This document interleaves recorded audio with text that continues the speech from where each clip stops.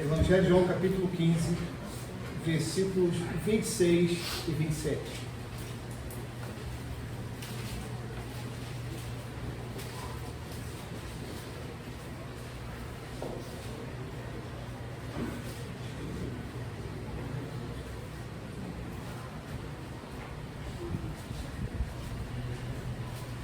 Diz assim a palavra do Senhor: quando vier o conselheiro que eu enviarei a vocês da parte do Pai, o Espírito da verdade que provém do Pai, ele testemunhará a meu respeito, e vocês também testemunharão, pois estão comigo desde o princípio. Vamos ler juntos, irmãos, esses dois versículos? Quando vier o conselheiro que eu enviarei a vocês da parte do Pai, vamos juntos? O Espírito da verdade que provém do Pai, ele testemunhará a meu respeito, e vocês também testemunharão, pois estão comigo desde o princípio. Para a gente recapitular, para a gente lembrar, é a última noite de Jesus com os seus amigos, é uma noite de despedida. Ele já havia ceado com os seus amigos, já havia anunciado o traidor, já havia anunciado que Pedro o trairia. Ele avisou aos seus amigos de que ele iria temporariamente para um local onde eles não poderiam ir, mas ele enviaria o Consolador, o Conselheiro, aquele que os guiaria na verdade. E esses dois versículos, ele nos fala exatamente sobre os testemunhos do Espírito. Nós sabemos que a intenção de Jesus era preparar o coração dos seus discípulos para que eles dessem testemunho dele na sua partida. Irmãos, entendam a importância e o peso dessa palavra nessa última noite de Jesus aos seus discípulos. Jesus tinha muita clareza em sua mente de que eles iriam testemunhar a respeito de Jesus. Eles iriam dar continuidade ao seu ministério. E, portanto, era necessário que eles ficassem em paz no seu coração, de que eles entendessem que eles não estariam a sós quando a perseguição viesse. Isso é tão interessante. Eu quero ler um texto para vocês de Atos 5:32, que fala exatamente também sobre o testemunho dado pela Igreja do Senhor nesse momento, e que podemos fazer um paralelo com essa passagem. Atos 5, verso 32, que nos diz assim: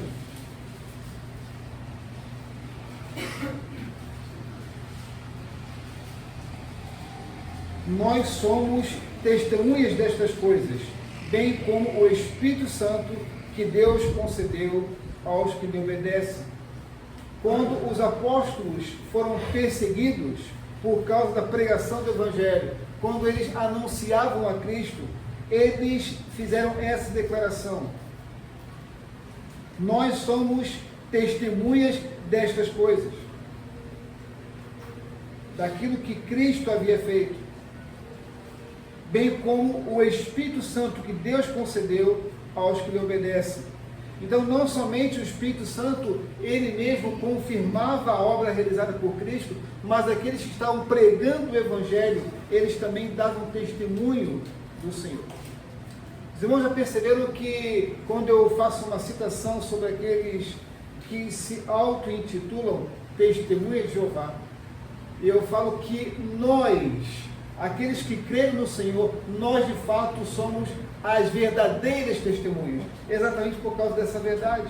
Quando Jesus diz de que o Espírito Santo, o conselheiro que seria enviado da parte do Pai, ele testemunharia a respeito de Cristo. E os discípulos também, pois estão comigo desde o princípio. O apóstolo Paulo vai dizer que nós somos cooperadores de Deus. Agora, pensem bem, vamos imaginar uma situação.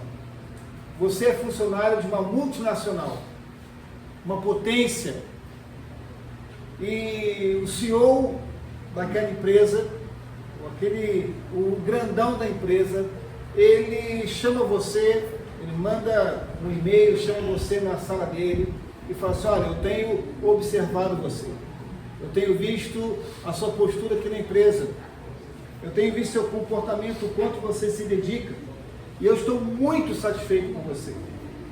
Eu quero então marcar uma reunião com você amanhã às 8 horas. Eu quero que você coopere comigo nos negócios da empresa. Eu tenho certeza que dificilmente você dormiria à noite. Já pensou, Sérgio? Eliane, o Serginho ia se conter. Eliane, o CEO da empresa, ele quer conversar comigo. E Eliane, duvidosa talvez: Paulo Sérgio, o que você fez? Não é? Mas seria uma boa notícia. Então haveria entusiasmo, empolgação, alegria. Agora, como que nós, chamados pelo Senhor de cooperadores dele, qual deve ser a nossa reação quando nós olhamos para a palavra de Deus e sabemos que o Senhor, o Eterno, o Criador, Bruno, dos céus e da terra, aquele que em Cristo se revelou a nós, nos chamou, Riquelme, para sermos cooperadores dele, para levar a palavra de salvação. Eu aprendi uma frase do C.S. Lewis, que ele fala assim: tudo que não é eterno não tem valor, é inútil. Tudo que não é eterno não tem valor. E quando nós pensamos então de que Deus nos chamou não para construirmos prédios, Deus não nos chamou para edificarmos uma grande cidade, Deus nos chamou para investirmos em pessoas. Assim como Jesus foi intencional em tudo aquilo que ele fez, ele nos chamou também para intencionalmente, propositalmente, com desejo em nosso coração, nos tornarmos cooperadores, colaboradores de Deus, investindo em pessoas, para que o Evangelho do Reino chegue aos seus corações. Nós gastamos muito tempo, investimos muito tempo, Jackson, naquilo que não é eterno. Se nós formos fazer uma conta e adequarmos o nosso dia e fazermos uma contabilidade, o quanto nós estamos investindo na eternidade. E você pode incluir aí tempo de oração, leitura da palavra, evangelização, memorização das escrituras, enfim. Nós vamos perceber que é um tempo mínimo em coisas eternas. A base desse princípio está em 2 Coríntios 6:1, quando o apóstolo Paulo escreveu: como cooperadores de Deus, suplicamos a vocês que não recebam em vão a graça de Deus. Percebam que o apóstolo Paulo, ele apela aqui: suplicamos a vocês que não recebam em vão a graça de Deus, como cooperadores de Deus. O propósito pelo qual nós fomos alvos da graça de Deus é que nós nos tornemos cooperadores de Deus. E quando nós olhamos para os discursos de Jesus, no capítulo 13 ao 17, nós percebemos essa instrução de Jesus aos discípulos e também a nós. Nós vamos perceber que nessa instrução, onde Jesus promete a vida do Espírito Santo, a presença dele no meio do seu povo, não somente para habitar no crente, mas para conduzir o crente no caminho da verdade. Não deixarmos desamparados, não deixarmos sem discernimento, sem conhecermos a verdade de Deus. Ele apresenta para nós a combinação de dois testemunhos, o do Espírito e o nosso. Deus, ele é exaltado, ele é glorificado pelo testemunho do Espírito e também pelo nosso testemunho. E essa é a maneira que Deus usa, meus irmãos, para atrair homens e mulheres à sua presença. Percebam a nossa importância, o valor que nós temos diante de Deus. Embora, como o apóstolo Paulo fala, nós somos aqueles que temos um tesouro em vaso de barro. Nós não somos nada, somos pequenos, insignificantes, mas Deus, Ele é glorificado exatamente nisso, quando pessoas pequenas, simples, que não têm nada a oferecer, Ele habita em nós, para que através do nosso testemunho e da nossa vida, outras pessoas cheguem ao Senhor. Agora, antes que haja orgulho em nosso coração, antes que a gente pense que nós somos mais do que outros, percebam que o Espírito Santo ele é muito sábio. Ele nos mostra aqui a ordem do testemunho. Primeiramente, o Senhor, inspirando a sua palavra, o autor bíblico, ele coloca o Espírito Santo como primeiro. Ele menciona o testemunho do Espírito Santo em primeiro lugar.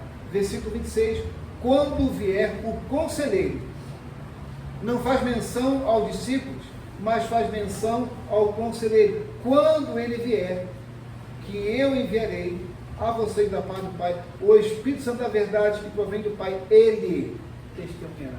Então, primeiramente, o Espírito Santo dará testemunho. E só depois, consequentemente, ele fala a respeito dos discípulos e também sobre nós. Vocês também testemunharão quando estão comigo desde o princípio.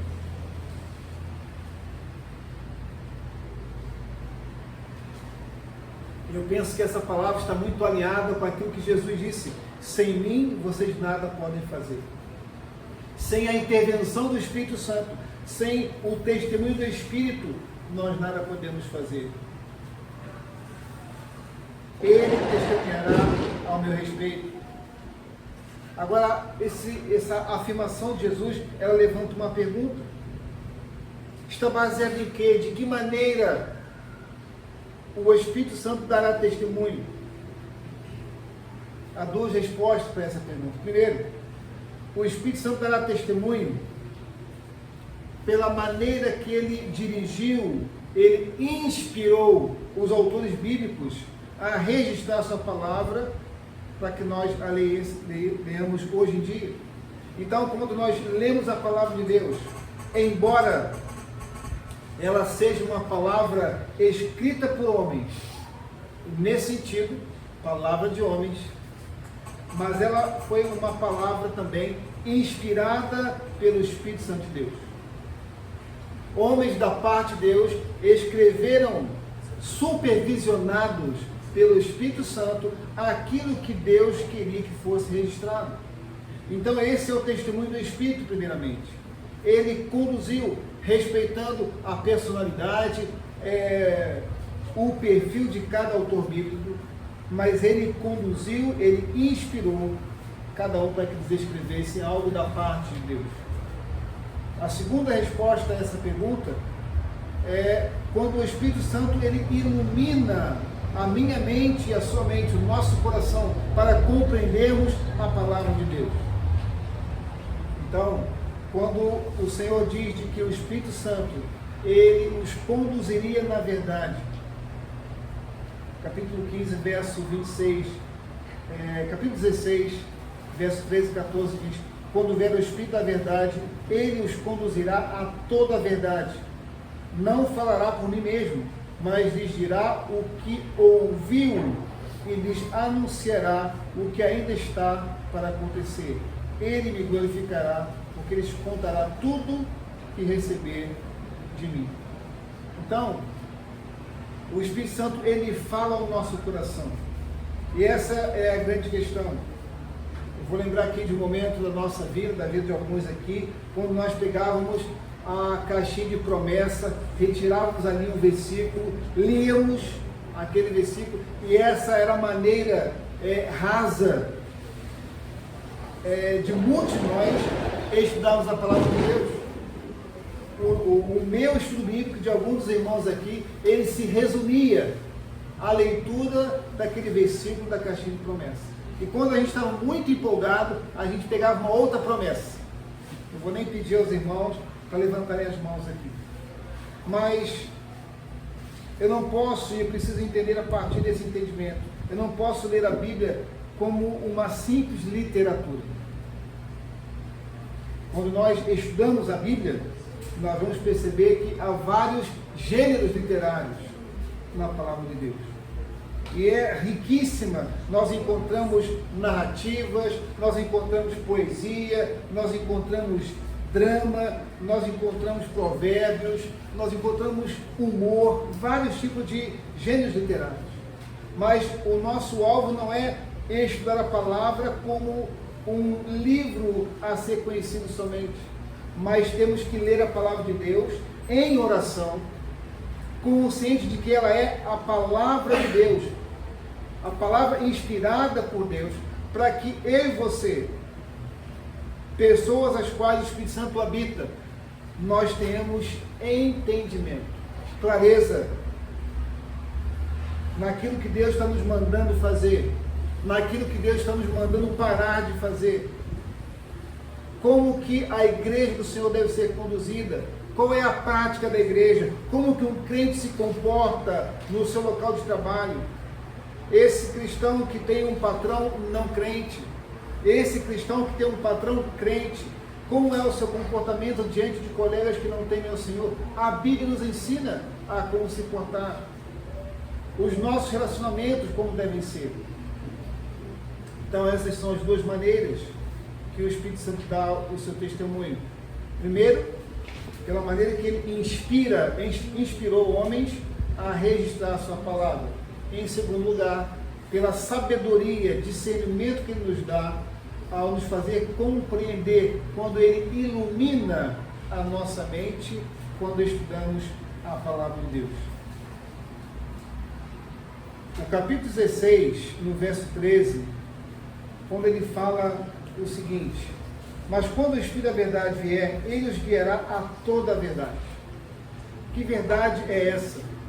Verdade revelada se refere ao Evangelho, que está baseado na obra de Cristo. Percebam que os discípulos estavam até então como vivendo com o Senhor, desfrutando da sua presença. Mas a missão dada aos discípulos e futuramente a nós era de que eles deveriam testemunhar sobre o Senhor. Essa verdade revelada no Evangelho, ela fala sobre o passado, aquilo que Cristo fez. Olha o que diz o capítulo 14, verso 26. Diz assim: o conselheiro, o Espírito Santo, que o Pai enviará em meu nome, lhes ensinará todas as coisas e lhes fará lembrar tudo o que eu lhes disse. Ou seja, aquilo que Cristo havia ensinado aos discípulos, o Espírito Santo agora ia fazê-los lembrar. Percebam que quando a gente lê sobre os discípulos a caminho de Emaús, houve um lapso na memória deles. Houve um esquecimento sobre aquilo que os profetas haviam registrado. Jesus havia sido crucificado, morto, e eles voltaram para Emaús desanimados, considerando, já é o terceiro dia e nada aconteceu. Até que Jesus se coloca ao lado deles e começa a lhes anunciar tudo aquilo que havia sido dito por Moisés, pelos profetas, a respeito de Jesus. Então eles entenderam, eles aqueceram, tiveram seus corações aquecidos e se lembraram daquilo que a lei e os profetas haviam anunciado. Então, a verdade revelada aponta para o passado, aquilo que Cristo fez, mas ela aponta também para o futuro, aquilo que Cristo fará. O Espírito, quando vier sobre vocês, lhes anunciará o que ainda está para acontecer. Então, essa palavra, ela é uma palavra específica, muito importante lembrarmos aqui, sobre o papel oficial dos apóstolos e também dos profetas, como aqueles que seriam os destinatários do testemunho que seria revelado e preservado até os nossos dias. O apóstolo Paulo, escrevendo a Timóteo, 2 Timóteo 3, 16 e 17, diz assim: toda a Escritura é inspirada por Deus, quem sabe de cor, simples comigo, é útil para o ensino, para a repreensão, para a correção, para a instrução na justiça, para que o homem de Deus seja apto e plenamente preparado para toda boa obra.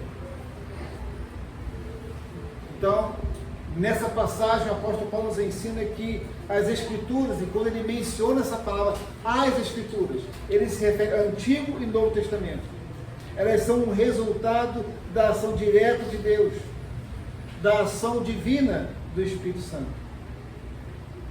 Da mesma forma, o Espírito Santo inspirando a Pedro, na sua segunda carta, capítulo 1, versos 19 a 20, ele fala assim: mas pelo precioso sangue de Cristo, como de um cordeiro sem mancha e sem defeito, conhecido antes da criação do mundo, revelado nesses últimos tempos em favor de vocês. Por meio dele, vocês creem em Deus, que o ressuscitou dentre os mortos e o glorificou, de modo que a fé e a esperança de vocês estão em Deus. Ou seja, a mudança de mente, a conversão, o voltar-se para Deus é possível somente pela ação do Espírito Santo de Deus. E isso coloca a Bíblia como palavra de Deus numa categoria distinta. A Bíblia não é como um livro qualquer. Eu vou mencionar de novo aqui da intenção de alguns homens ao longo da história de tirar a Bíblia do nosso cenário.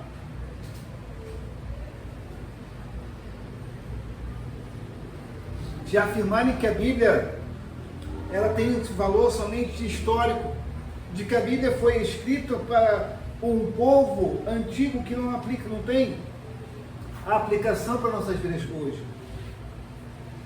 Isso não é verdade. Podemos dizer, por um momento, que ela, em certo nível, ela é palavra de homens, porque foi escrita por homens, mas ela é palavra de Deus, porque foi inspirada pelo Senhor. E há um peso importante nessa palavra, inspiração.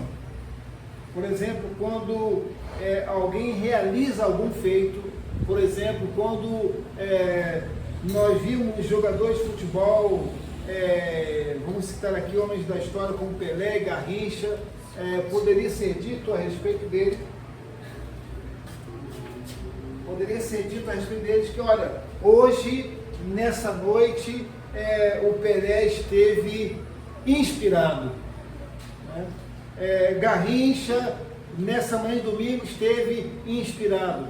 Quando algumas pessoas realizam grandes feitos, a gente usa essa palavra, mas ela tem um peso, a palavra inspiração, ela tem um valor muito grande, e, no certo sentido, ela é ser usada somente com relação à palavra de Deus.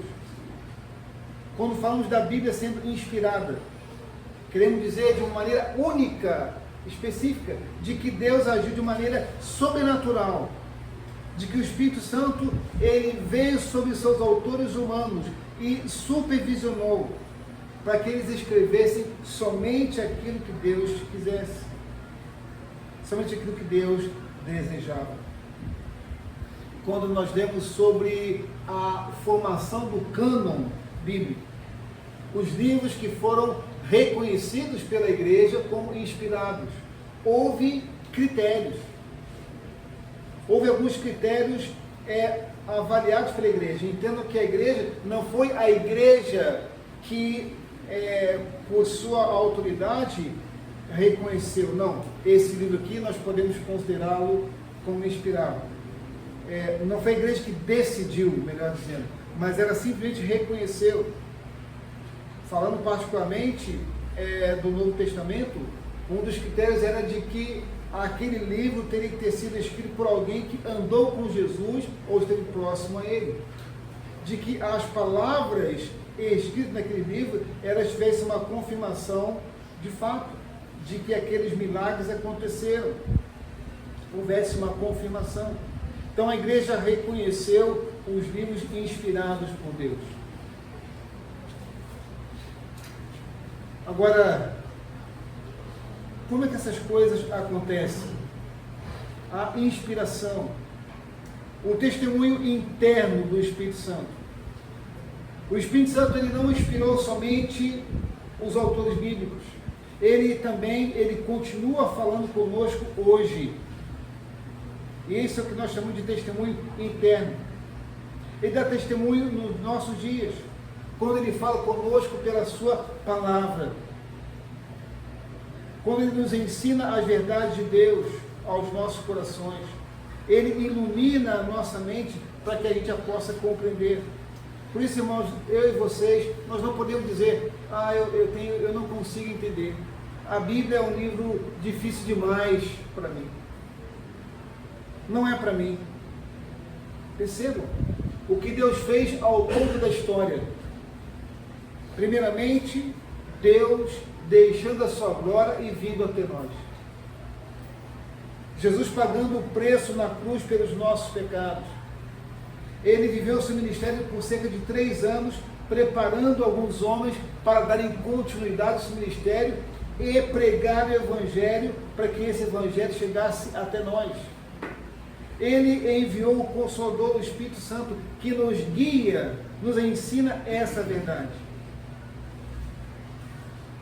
Isso é uma obra sobrenatural. O Espírito Santo habita no crente. O professor da Bíblia, ele habita em nós. Então a nossa postura não será e não deve ser de lermos a Bíblia aleatoriamente, como se ele estivesse usando uma caixinha de promessas, a gente tira um versículo e lê. Devemos ler a palavra em oração, porque quando lemos a palavra de Deus, Deus fala conosco. E o professor da Bíblia, ele ilumina a mente do crente, para que a gente possa compreender. E também é verdade quando a Bíblia diz de que o Evangelho, a palavra de Deus, para aqueles que não conhecem, é loucura. Porque eles não conseguem discernir as coisas de Deus, porque as coisas de Deus se discernem espiritualmente. Então, é um privilégio dado à igreja, àqueles a quem o Senhor abriu os olhos, àqueles que creram. O Senhor desejou dizer o que foi escrito, inspirado a cada um de nós. Então, Ele inspira, Ele ilumina. E esse foi um ponto importante na época da Reforma. A princípio, a expressão sola escritura, somente as Escrituras, foi uma reivindicação dos reformadores sobre a autoridade máxima, a autoridade única e máxima das Escrituras. Então, quando os reformadores pensaram nesse termo, é de que Deus está se revelando ao homem pela sua palavra única e exclusivamente. E que a palavra de Deus, ela é suficiente para nós. Essa foi a experiência dos reformadores. Ao lerem a palavra de Deus, eles recebiam a clareza, a iluminação do Espírito. E por isso a igreja protestante, ela se separa daquele movimento por causa, particularmente, desse princípio. João 14, 26 diz: mas quando o Pai enviar o Consolador, o Espírito Santo, como o meu representante, ele lhes ensinará todas as coisas e os fará lembrar tudo o que eu lhes disse. Irmãos, diante dessa palavra, o que falta para nós? Qual é a minha? Qual é a sua desculpa? Para que a gente viva, aplique a palavra de Deus, para que a gente continue o ministério de Jesus, para que a gente continue o ministério dos apóstolos.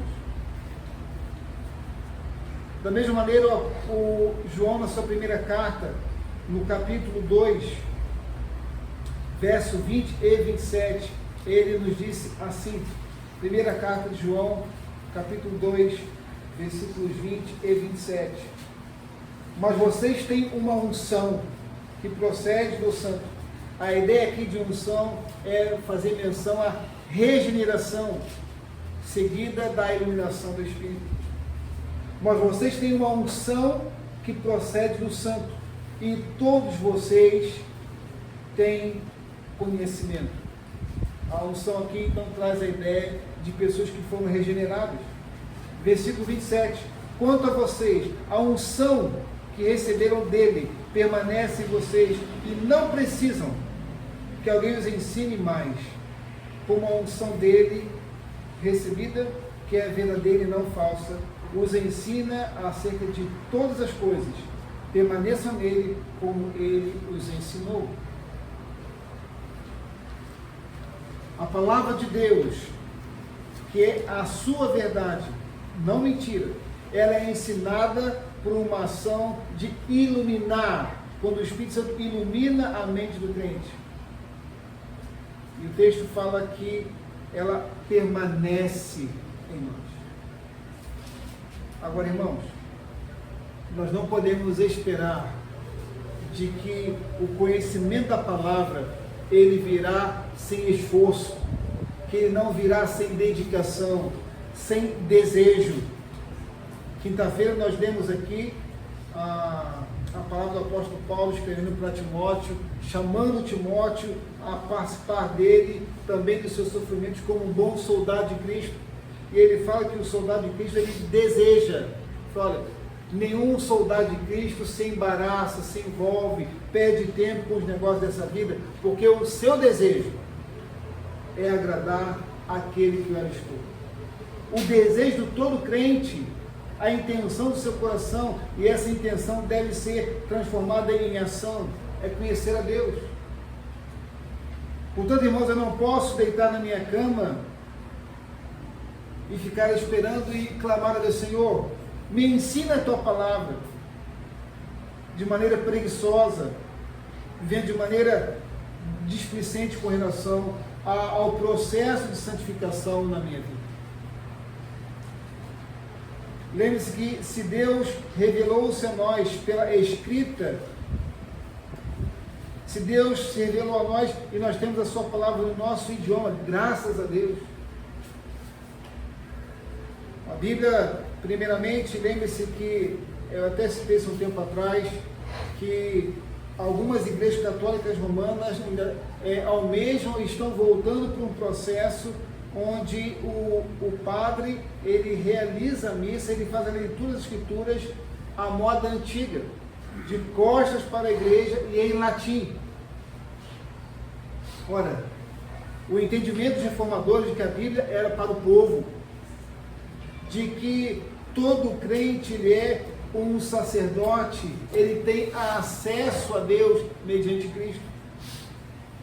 Então, dessa maneira, imagine se eu estivesse lendo a Bíblia num idioma desconhecido para vocês e afirmasse: somente o alto clero, somente pastores têm acesso à palavra de Deus. Eu estaria descumprindo o que a Bíblia diz. Todos nós temos acesso à palavra de Deus. Todos nós devemos buscar a Deus enquanto podemos achá-lo. Todos nós devemos invocá-lo enquanto ele está perto. Então, a obra da santificação, ela envolve a ação do Espírito Santo, que nos ensina a verdade, que nos mostra a vontade de Deus, mas ela envolve o esforço, envolve o trabalho, envolve o nosso debruçar sobre as Escrituras, estudar a palavra de Deus. Irmãos, eu quero aqui defender os professores nessa hora. Aqueles que ensinam a nossa língua mãe. Como que são preciosos os professores, que nos ensinam as letras, para a gente fazer e identificar os verbos, os adjetivos, os substantivos, sabermos usar a vírgula, percebemos o ponto, onde começa um pensamento, onde ele termina, percebemos as ênfases do autor, porque a língua portuguesa, a língua que nós falamos, língua a qual que nós temos a palavra de Deus escrita em várias versões. Eu lembro que o missionário da Jucum uma vez revelou que na China, um grupo de cristãos, eles tinham uma oportunidade única na vida de ler a palavra de Deus. Formava-se uma fila e cada um tinha a oportunidade de ler um versículo. E quando algum se demorava em querer ler mais, alguém atrás batia no seu ombro e falava: olha, está na minha vez, eu quero ler. E a pessoa não queria se apartar da Bíblia, porque a Bíblia lhes tinha sido tirada. E hoje nós temos a Bíblia em várias versões, em várias línguas, em vários tamanhos de letra. O que eu quero dizer com isso é que o conhecimento de Deus, da sua vontade para nós, não chegará à nossa mente, ao nosso coração, para produzir obediência de maneira automática. Senhor, fala comigo, eu deito e durmo. O Senhor enviou o Consolador para nos guiar no caminho da verdade, para discernirmos a sua vontade. Se Deus não nos quisesse estudando a sua palavra, Ele nos manteria ainda no Antigo Testamento, nos dando revelações especiais. Mas nós temos agora, de Gênesis a Apocalipse, a palavra de Deus revelada. Todo o conselho de Deus está revelado aqui. Cabe a nós estudarmos. O apóstolo Paulo, escrevendo na sua primeira carta aos Coríntios, capítulo 2, versículos 10 ao 16, ele vai nos dizer assim, 1 Coríntios 2, 10 a 16. Mas Deus revelou a nós, por meio do Espírito. O Espírito sonda todas as coisas, até mesmo as coisas mais profundas de Deus. Pois quem conhece os pensamentos do homem, a não ser o Espírito do homem que nele está? Da mesma forma, ninguém conhece os pensamentos de Deus, a não ser o Espírito de Deus. Nós, porém, não recebemos o Espírito do mundo, mas o Espírito procedente de Deus, para que entendamos as coisas que Deus nos tem dado gratuitamente. Delas também falamos, não com palavras ensinadas pela sabedoria humana, mas com palavras ensinadas pelo Espírito, interpretando verdades espirituais para os que são espirituais. Quem não tem o Espírito não aceita as coisas que vêm do Espírito de Deus, pois lhes são loucura e não é capaz de entendê-las, porque elas são discernidas espiritualmente. Mas quem é espiritual discerne todas as coisas, e ele mesmo por ninguém é discernido, pois quem conheceu a mente do Senhor para que possa instruí-lo? Nós, porém, temos a mente de Cristo. Amém?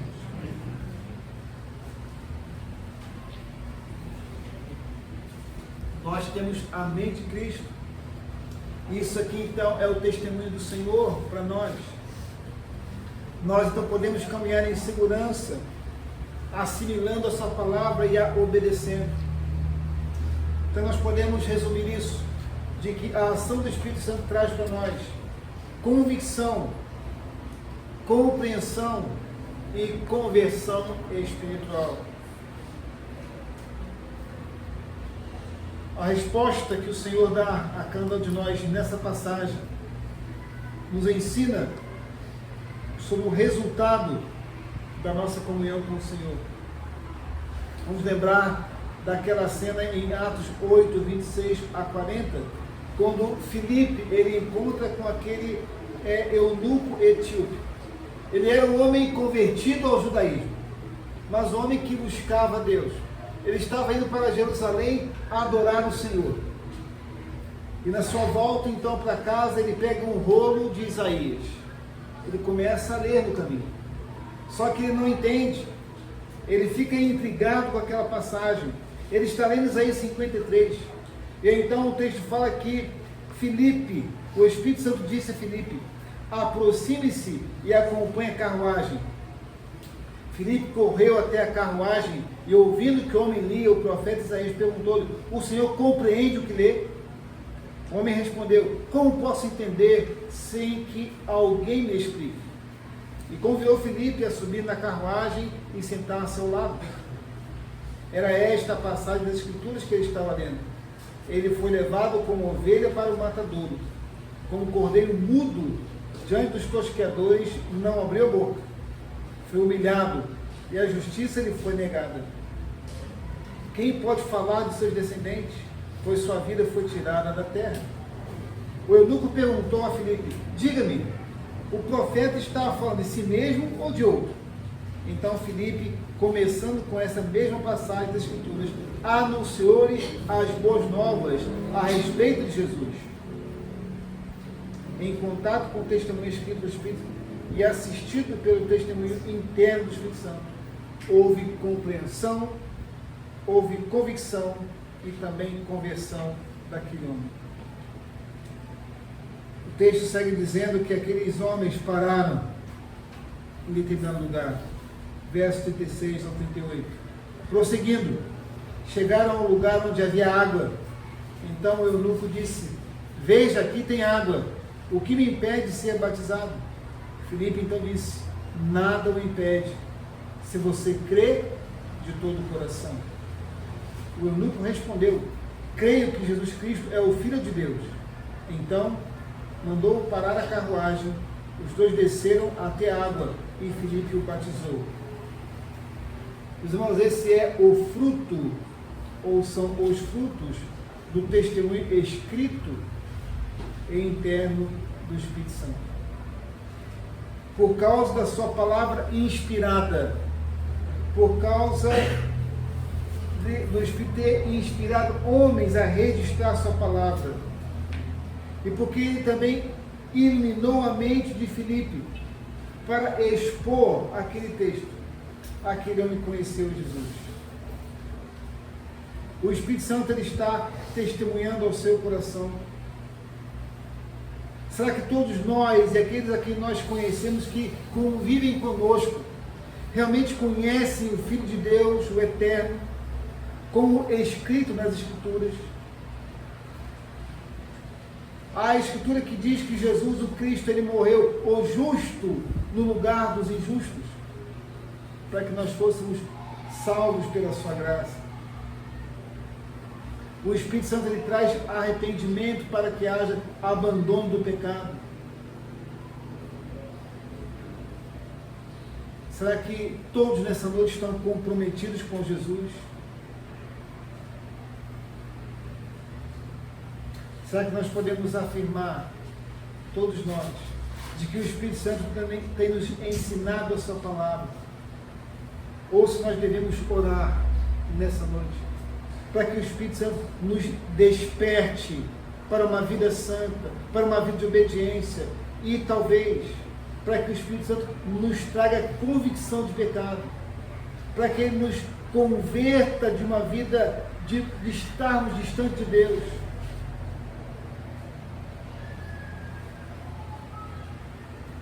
Para finalizar, o apóstolo Paulo escrevendo aos crentes em Roma, no capítulo 8, verso 16.